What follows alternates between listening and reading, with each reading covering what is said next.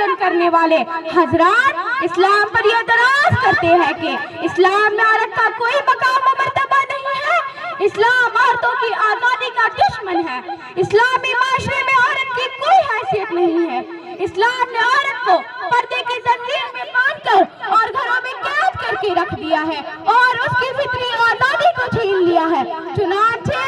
آج کی اس محفل پر میں اسی موضوع پر لب کشائی کرنا چاہتی ہوں۔ میری عفت ماں بہنوں،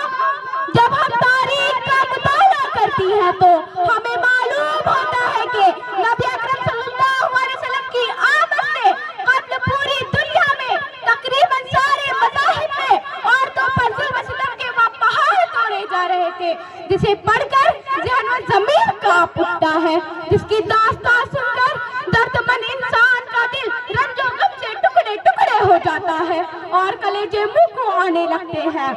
مثلاً اسلام کی آمد نے دنیا کی تمام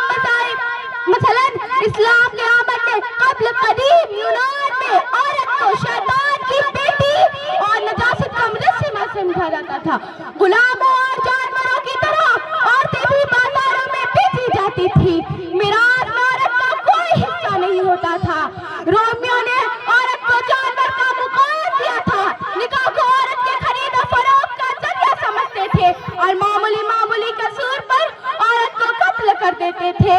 یہودیوں کا ایک گروہ جو عورت کو انسان ہی نہیں تصور کرتا تھا، ان کا خیال تھا کہ عورت جانور کی ایک شکل ہے جنہیں مردوں کی خدمت کے لیے پیدا کیا گیا ہے۔ ہندوؤں کا یہ عقیدہ تھا کہ ہر عورت پر یہ فرض ہے کہ وہ زندگی بھر قسم قسم کی خدمتیں کرے، پتی پوجا یعنی اپنے شوہر کی پوجا کرتی رہے اور اس کی موت کے بعد اس کی چتا کے آگ کے شعلوں پر زندہ لیٹ جائے، یعنی شوہر کے ساتھ عورت بھی اپنے آپ کو آگ کے حوالے کر دے اور اس رسم پر باقاعدہ عمل بھی ہوتا تھا۔ مگر جب اسلام آیا تو دنیا بھر کی ستائی ہوئی عورتوں کا قسمت کا ستارہ چمک اٹھا۔ وہ عورت جس کو جانوروں سے زیادہ حقیر سمجھا جاتا تھا، نبی اکرم صلی اللہ علیہ وسلم نے اس کے بارے میں فرمایا کہ تمہاری دنیا کی چیزوں میں سے مجھے عورت اور اس کی خوشبو محبوب ہے، وہ عورت جو اپنے بے کسی پر روتی اور بلبلاتی رہتی تھی۔ قرآن نے اس کے ساتھ حسن سلوک کا حکم دیا اور کہا کہ تم عورتوں کے ساتھ اچھی طرح سے زندگی گزارنا اور ان کے حقوق کا پورا خیال رکھنا۔ وہ عورت جس کو یہودیوں کا ایک گروہ انسان ہی نہیں سمجھتا تھا اور معمولی قصور پر قتل کر دیتا تھا، قرآن نے اس کی عظمت اور اس کے حقوق کا بیان کرتے ہوئے کہا کہ جس طرح عورتوں پر مردوں کے حقوق ہیں اسی طرح مردوں پر بھی عورتوں کے حقوق ہیں۔ وہ عورت جس کے قدموں پر ملہم رکھنے والا، جس کی فریاد سننے والا، جس کی مظلومیت کے آنسو پوچھنے والا دور دور تک نظر نہیں آتا تھا، نبی اکرم صلی اللہ علیہ وسلم نے زندگی کی آخری سانس میں ان کا خیال رکھا اور اپنی امت کو یہ وصیت دی کہ تم ان عورتوں کے ساتھ اچھی طرح سے زندگی گزارنا اور ان کے حقوق کا پورا خیال رکھنا۔ الغرض